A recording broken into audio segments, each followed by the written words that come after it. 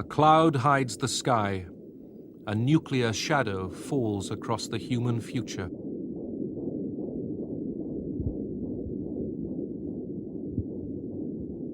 Midway through the 20th century, two superpowers prepared for a conflict which might have ended life on the planet.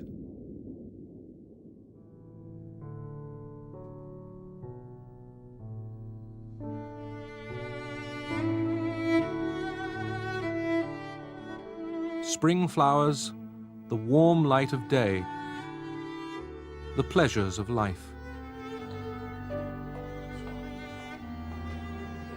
But under this American hotel was a hidden gate.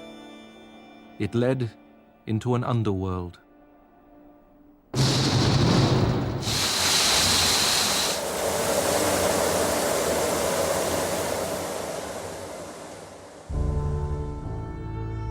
This was the shelter for members of the United States Congress in the event of nuclear war. Down here, the politicians would represent the dead and the dying in the world overhead.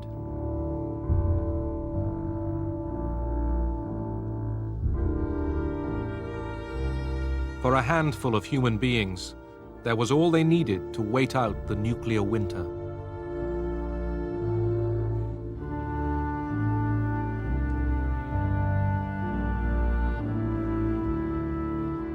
But nerves might snap, then order would be kept by force.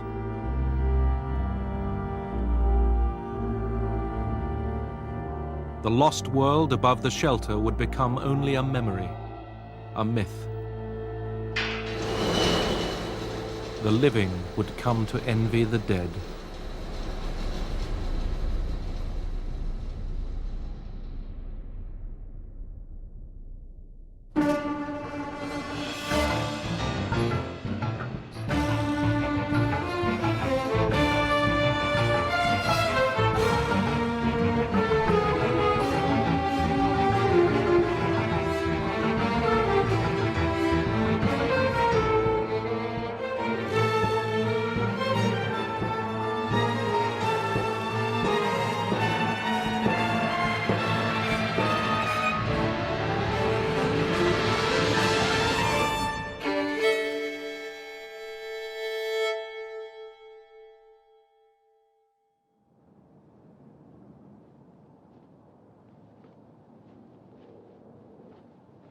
Berlin, 1945.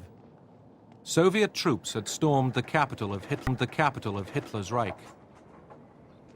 American, British, and French soldiers soon joined them in the ruins. Churchill, Stalin, and Truman were the official victors of the Second World War, but a special triumph was Stalin's. Russian power had pushed forward into the center of Europe.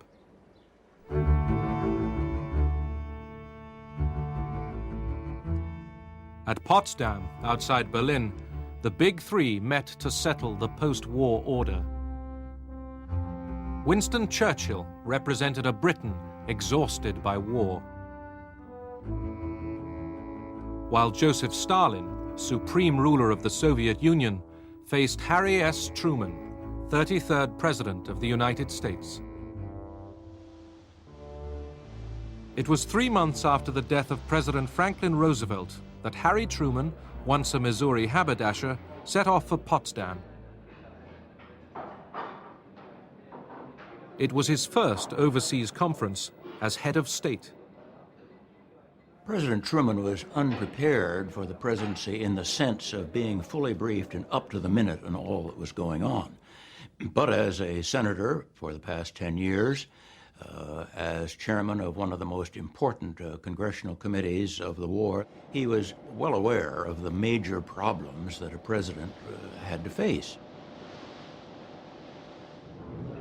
Stalin was late for the conference. He had a sort of heart attack.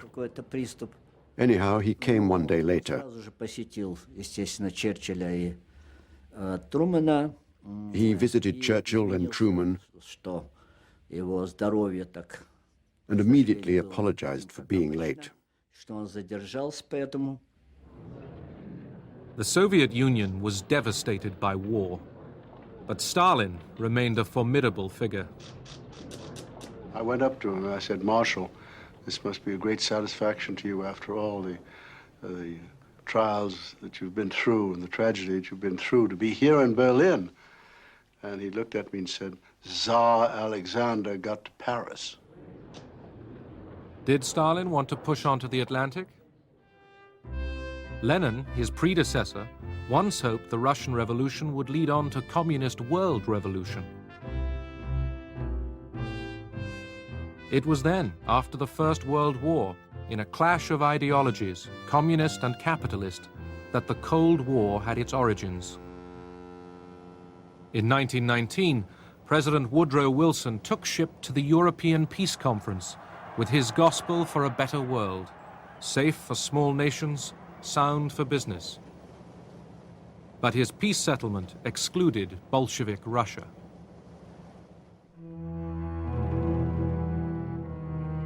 Many nations, including the United States and Britain, sent troops to fight the Russian Revolution. Churchill, fresh from victory over Germany, urged, "Kill the Bolshevik, kiss the Hun." The intervention left Lenin and Stalin convinced that the West would seize any chance, embrace any ally, in order to destroy communism. I joined the Civil War as a so-called son of the regiment. We were young boys.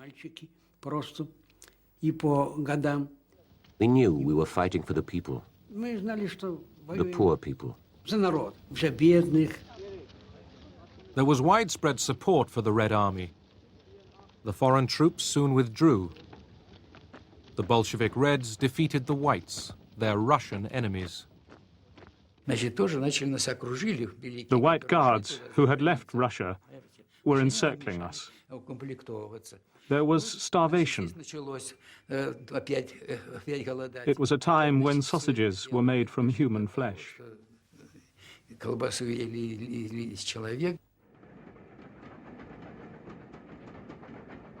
In Russia, famine followed civil war.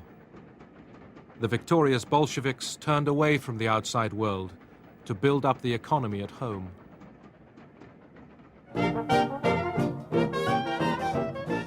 America also turned inwards. People wanted the good life and no more foreign entanglements.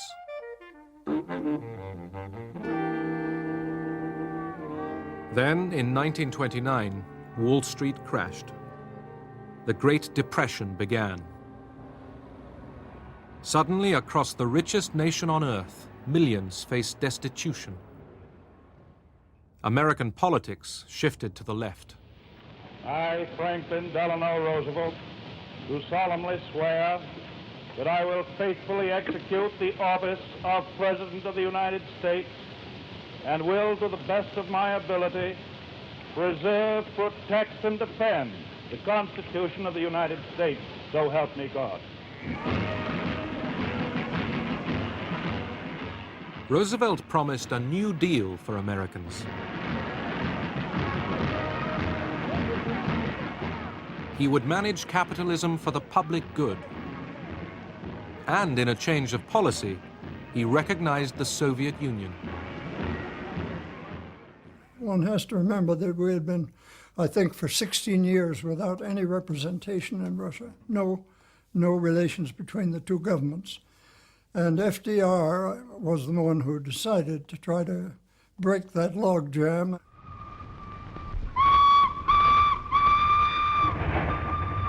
Stalin's industrial drive soon attracted American experts. Some brought their families.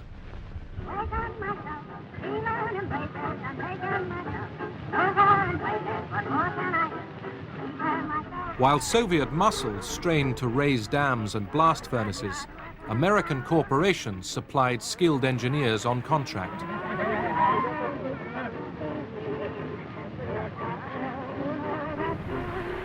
Communist ideology didn't worry them.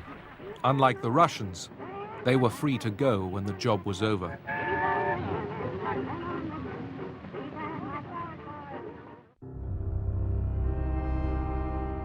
Stalin was master of the economic plan, a tyrant who tolerated no failure and no criticism.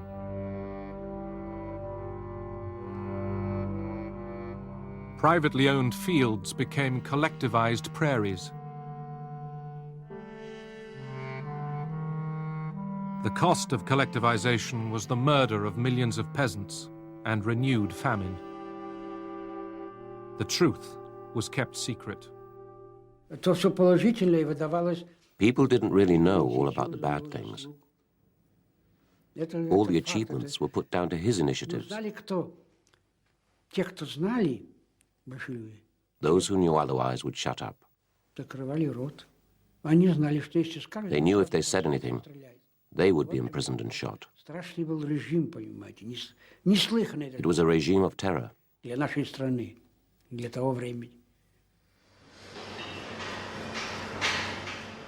This was socialism in one country.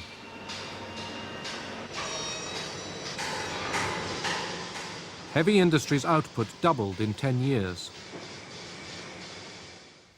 Stalin felt that in order to get public support for the things he was doing, which were very harsh policies, he had to convince a great many of the people, the common people and the party members, that Russia was confronted with a conspiracy on the part of the major capitalist powers to undermine the Soviet government by espionage.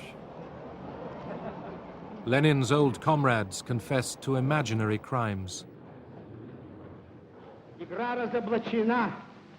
Маска предательства с их облика, с их лиц сорвана. И сорвана раз и навсегда. Пусть прогремит ваш приговор, как освежающая и всеочищающая гроза. I could see them there with their pale faces, their twitching lips, their evasive eyes. These were the faces of men who had been, if not tortured, then terrified in many ways, and often by threats to take it out on their families if they didn't confess. The Moscow trials tore away some foreign illusions. Stalin's Soviet Union was revealed as a police state, not a workers' paradise. But even in America, thousands stayed loyal to the communist dream. In the 1930s, Moscow called for a popular front of the left against Hitler and fascism. Within the shadow of the giant skyscrapers, the red cohorts of communism gather at historic Madison Square. Fighting the spread of fascism became the great cause for socialist and communist alike. Doubts about Stalin were repressed. In Spain, volunteers from all over the world rallied to oppose the fascist rebellion launched by Franco. Franco was armed by Mussolini and Hitler.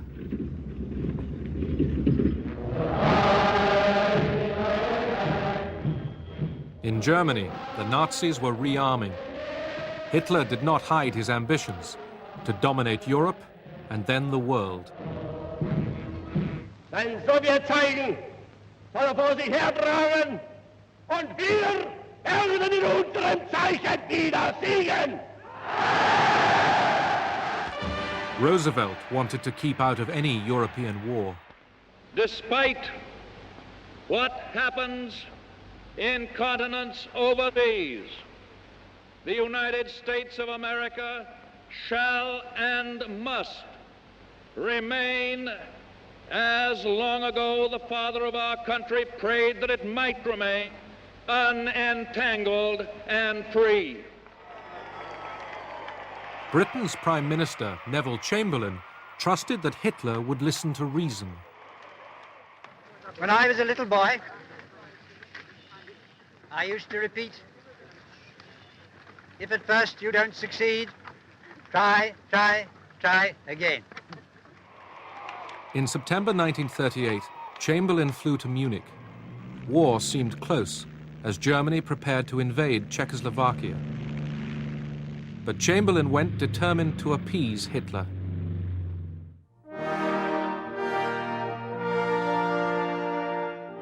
At Munich, Britain, France, and Italy licensed Hitler to seize the Czech Sudetenland with its German minority. Czechoslovakia's allies had abandoned her. In Moscow, Stalin drew lessons from Munich. The Western democracies, he concluded, would never stand up to Hitler. Stalin planned a desperate stroke of diplomacy.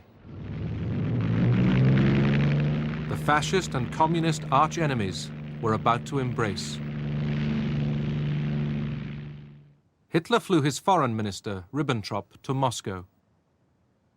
The Nazi-Soviet pact was signed by Soviet Foreign Minister Molotov. The West was appalled.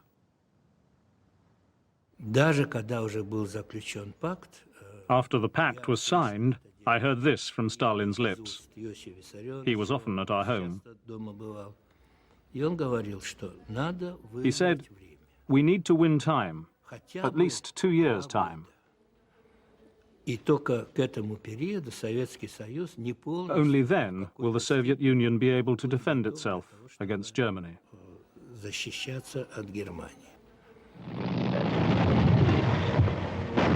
September 1939, Hitler invaded Poland. Britain and France declared war on the aggressor. Too late to save Poland.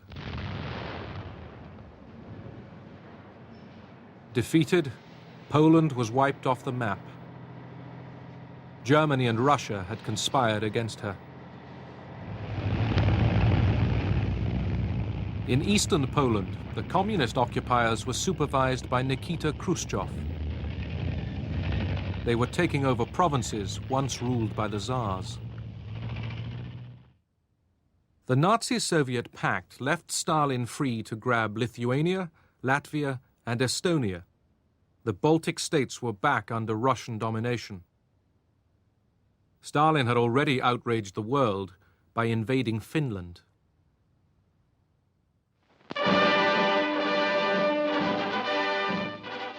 The Soviet Union is run by a dictatorship as absolute as any other dictatorship in the world.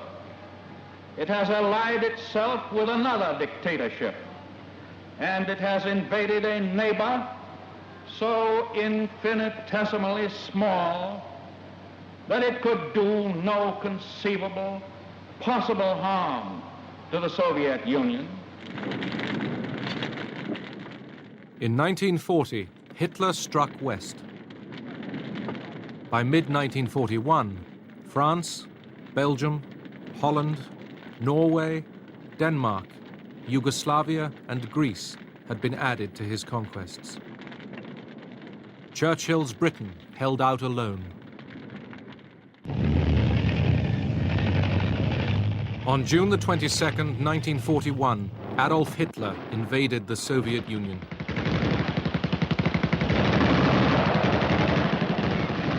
It was a day that changed history.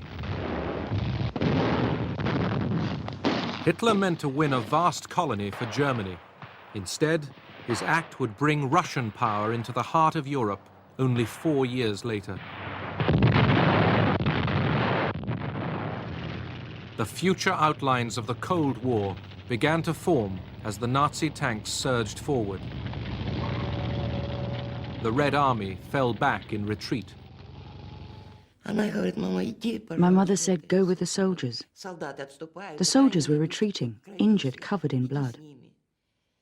I only had my overcoat and my shoes, that's all. Soviet citizens rallied. Abroad, the Soviet Union won unexpected friends. Churchill, in spite of his past anti-Soviet feelings, at once welcomed Stalin's Russia as an ally. He did say to his friends, of course, that he'd have welcomed the devil if the devil had turned up in order to help him defeat Hitler.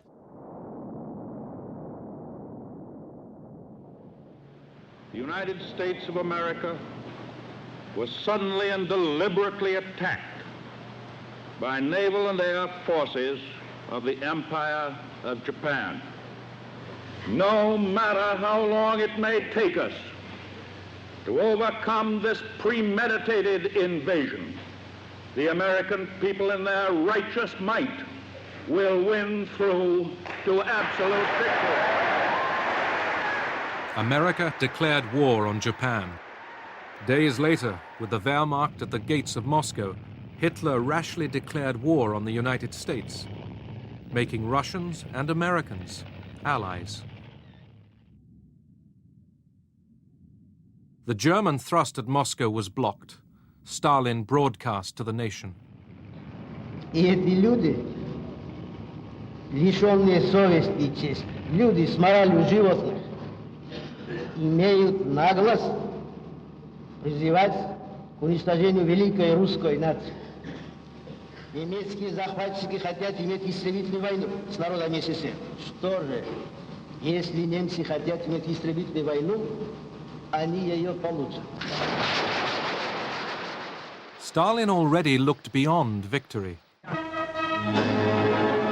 He told the British that post-war Soviet boundaries must include the Baltic states and part of Poland. When I went to Moscow with Anthony Eden in December 1941, when the Germans were still only 19 kilometers away from us as we talked, the very first thing that Stalin said at that meeting was, Mr. Eden, I want to have your assurance that at the end of the war you will support my just claim to all these areas, you see. And Eden was able to take it back. He said, but oughtn't we to be thinking about how we win the war? No, said Stalin, I would like to have this clear at the very beginning. So Eden obviously had to say, well, he had no authority to discuss how the war was to end. American aid to Russia concentrated on guns and trucks. But Stalin and his people cried out for more, a second front, an Allied landing in Western Europe to relieve Soviet suffering.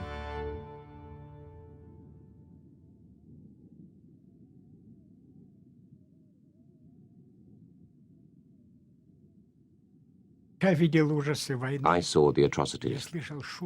I heard the noises of war. Although it's 50 years ago, I can still hear the noises of war.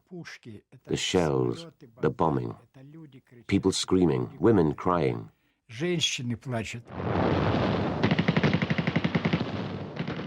For 6 months, battle raged at Stalingrad.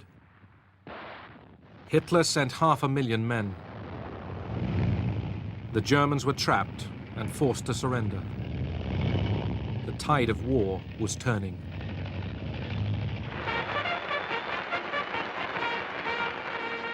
Western opinion cheered on the Red Army, their comrades in arms.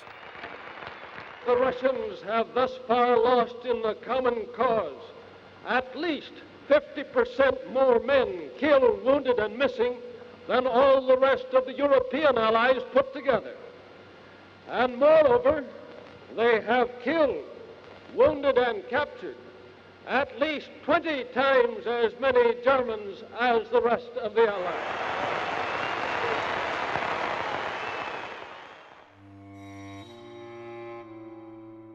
The Nazis sought ways to split the alliance against them.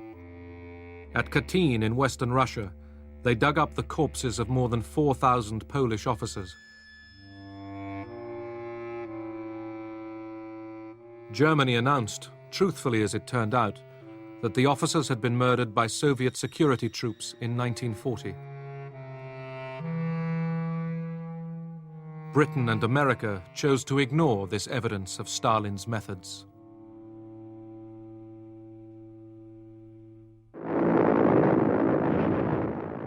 In 1943, with their alliance still intact, the Big Three prepared to meet at Tehran in Persia.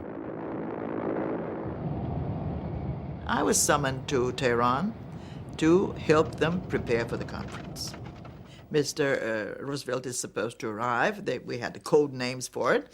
And so I called the airfield, and sure enough, I spoke to Admiral Leahy. I said, "Are you coming?" And he said, "No, we're not coming. We're going to American mission."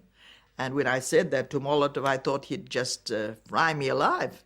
Say, what? And he'd get all the four-letter words I never heard in my life were spilled over me. He'd say, who the hell are you here anyway? How'd you get in here?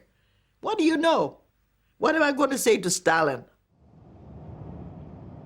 Stalin persuaded Roosevelt that his safety was best assured by residence at the Soviet embassy. The embassy had been specially prepared for his visit. It was bugged. Иосиф Виссарионович мне сказал, что задачи, которые он ставит... Stalin told me that the task he was putting to our group, and particularly to me, was ethically very unattractive.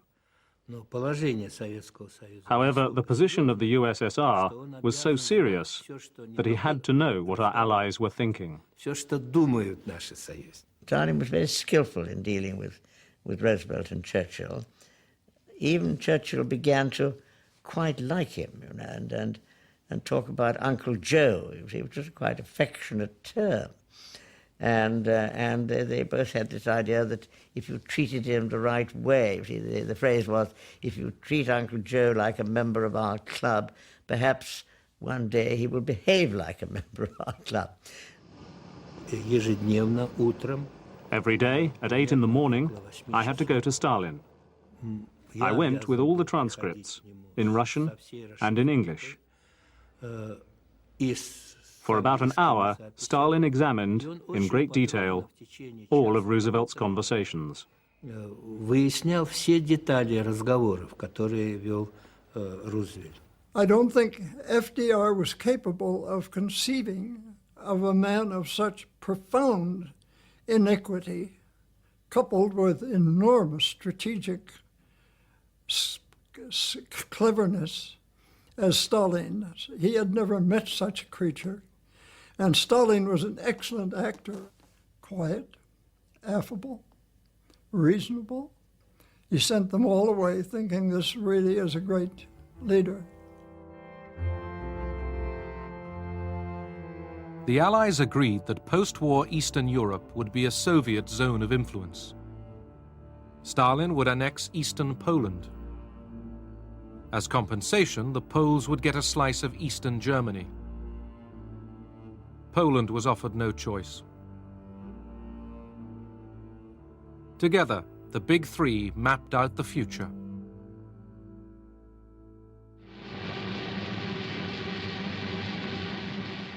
D-Day, the 6th of June 1944, the biggest seaborne invasion in history, lands in France.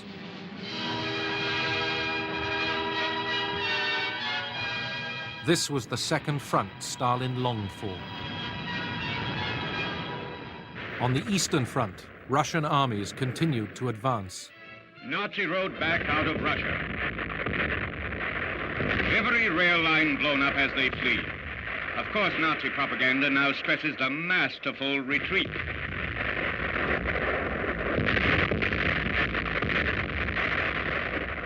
The Soviet flag unfurled in triumph over Sani, Tarnopol, Odessa, as the Russian tide of victory rolls westward toward Germany.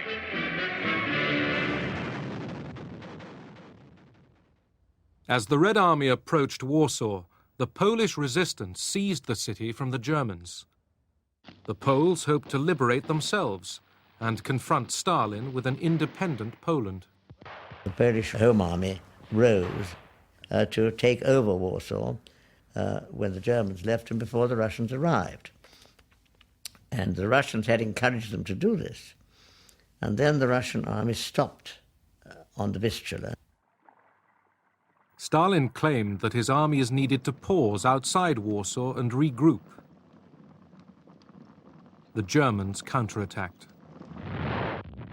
Polish freedom fighters were abandoned by the Russians, who were sitting with their forces across the river and could easily have gone in to help them.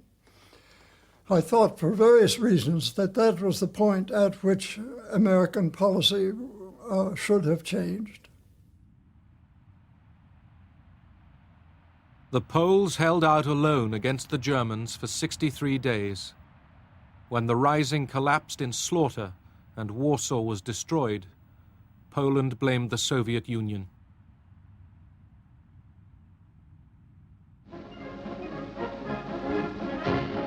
Then, with Poland under Soviet occupation, Churchill and Stalin got down to power broking in Moscow. One night, Churchill scribbled down a formula for carving up Europe.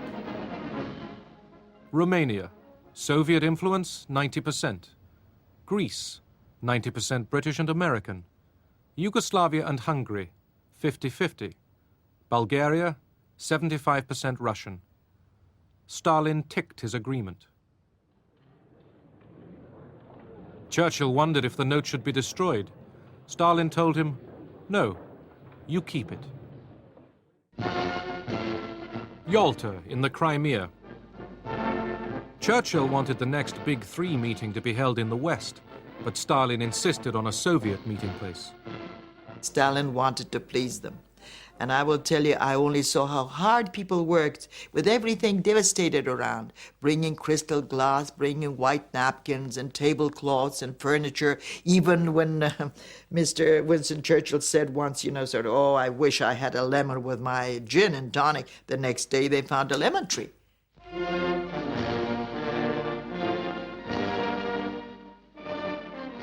The journey was torment for the sick Roosevelt. His polio and the strains of war leadership dragged him down.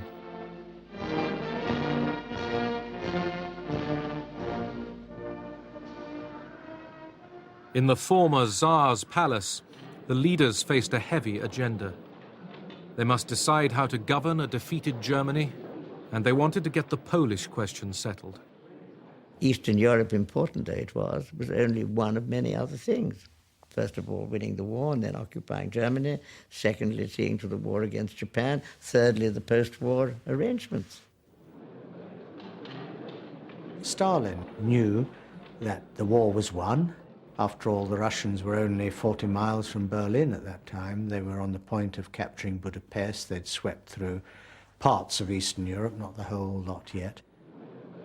He was a very shrewd negotiator. He doesn't look you in the eye. He's just sort of smoking. He was a chain smoker.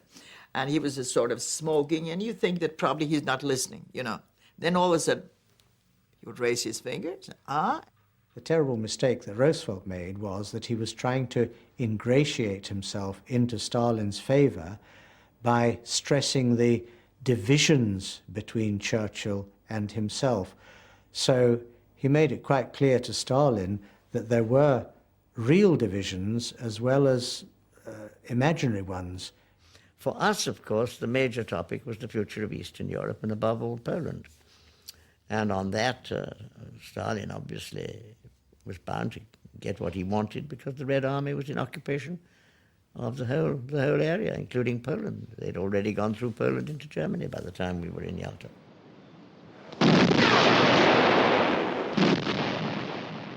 By now, the Balkans and most of Poland were in Soviet hands.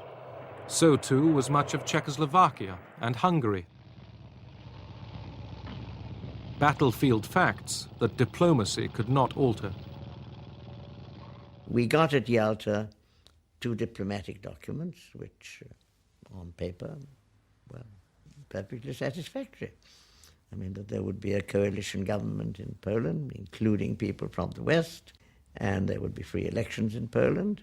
And then there was a declaration covering the whole of Eastern Europe called the Declaration on Liberated Europe, which again was to be rebuilt on the basis of democracy and free elections and all the rest of it.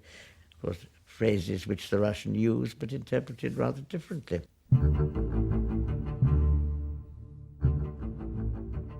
Stalin promised that the Polish elections would be free and fair. Tired of arguing, the others took him at his word. Germany would be governed jointly by the victorious Allies, and Stalin secretly pledged to join the war against Japan. Churchill was confident. We have all bound ourselves to work together to make sure that there is increasing happiness and prosperity for the broad masses of the people in every land, no longer subject to the hard strains of war. There is the prospect which has now opened before us.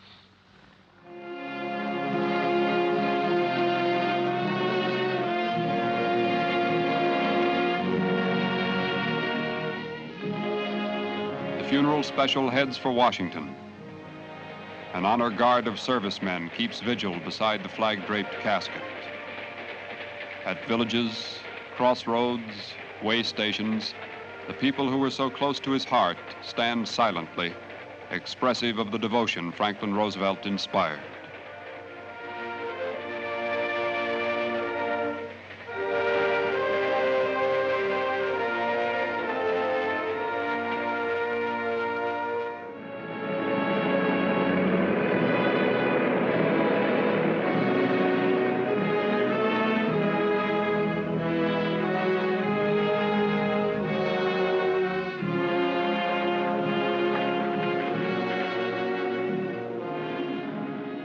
As the president was buried, the last battles in Europe were ending. American troops were taking over German towns without resistance. They were glad to see the American troops because they had a terrible fear of having Russians occupy or come into their area. As the Allies advanced, they discovered the full horror of German crimes.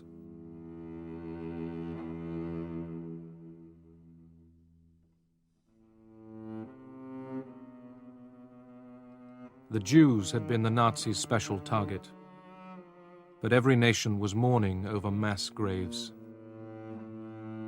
Fear of a German revival would overshadow the first years of peace. Soon, Soviet and American troops would meet in Germany. Our lieutenant came in one day and said he wants to get the patrol together. We're going to go and see if we can find some Russians. Well, none of us were too eager to go on that patrol, really, because we realized the end of the war was imminent, and we didn't know what was out there. And, we had gotten this far. Why stick our necks out again? We kept going, and we kept running into no resistance, and everybody was retiring and surrendering. And we just, I guess, were lucky we got to the Elbe River, and we saw the Russians on the other side. I told my girlfriend, you stand there, and I'll stay here. We waited for them to come ashore. We could see their faces. They looked like ordinary people. We had imagined something different. Well, they were Americans. I guess we didn't know what to expect from the Russians, but when you looked at them and examined them, you couldn't tell whether, if you put an American uniform on them, they could have been American. Когда встретились, как мы целовались с ними. Не знали, кого целуем. We didn't know who we were kissing. We were just kissing everyone.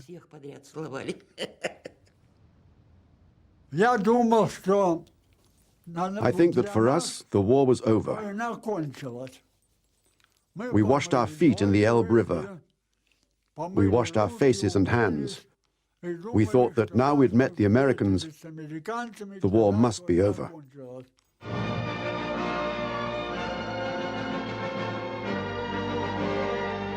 Two days later, the movie cameras were ready. The moment of history, the meeting of ordinary soldiers from Russia and America, was rerun dramatically with a bigger cast.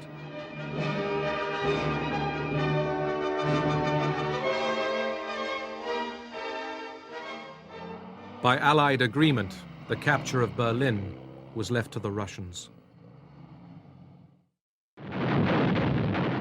April 1945, the Red Army launches its final offensive towards Berlin.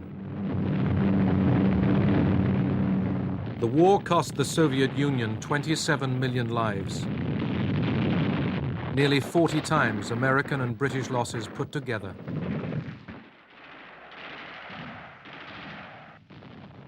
The red flag, destined to fly over the Reichstag, was a homemade affair.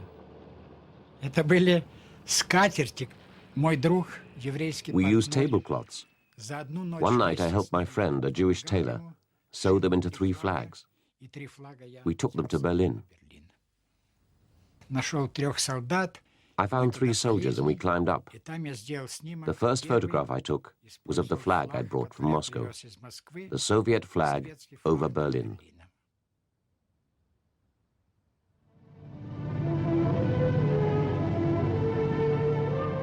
As Hitler's Reich fell apart, hundreds gathered in San Francisco to found the United Nations organization.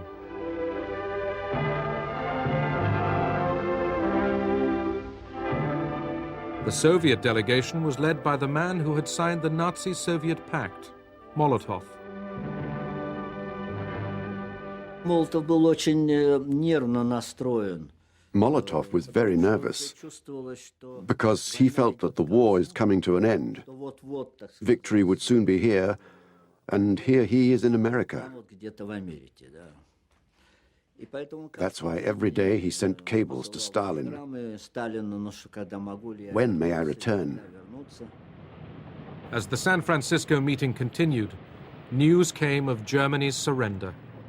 General Eisenhower informs me that the forces of Germany have surrendered to the United Nations. The flags of freedom fly all over Europe. As the fighting stopped, the Soviet front line had cut Europe in two, from the Baltic to the Adriatic. The war in the Pacific dragged on. American Marines had stormed Iwo Jima. It was a foretaste of how difficult and bloody the final invasion of Japan might be.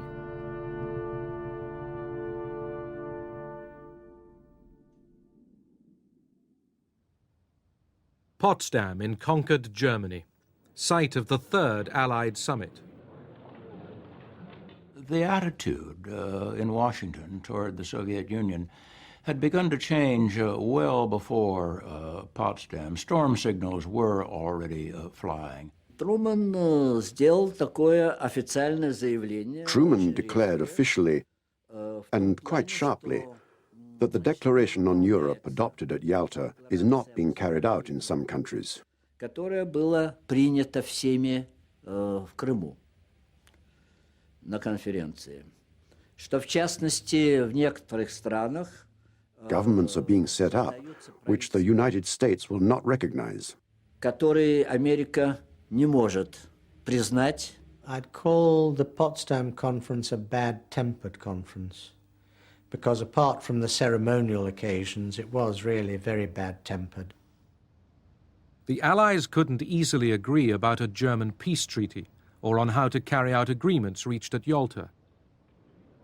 Stalin confirmed that his troops were ready for war with Japan. But the day before the conference, America had successfully tested an atomic bomb. President Truman, after consulting with the British and with his own military advisors, decided that he would tell Stalin that we had a powerful new weapon without identifying it as a nuclear weapon. Truman такое было впечатление. Truman repeated what he was saying about the new weapon. He thought Stalin didn't hear or didn't understand him. Stalin said, "Okay, thank you for the information." There was some question amongst the Americans as to whether Stalin had really understood what Truman was saying. As we now know, they knew all about the Manhattan Project through espionage and their own agents.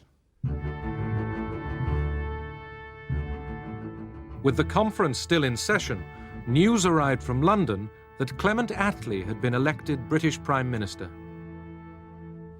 Мне показалось, что наибольшей сенсацией для Сталина... I had a feeling that the biggest sensation for Molotov and Stalin was not the bomb explosion, but the fact that Churchill was not re-elected in England.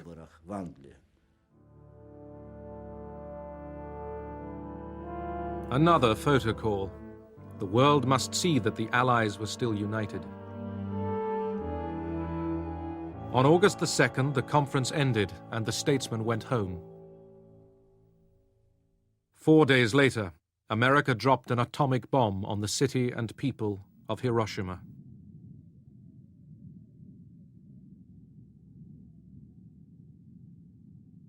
Three days after that, another was dropped on Nagasaki. Soon the human race would be able to destroy itself in a day. At each Cold War crisis to come, the nuclear shadow threatened.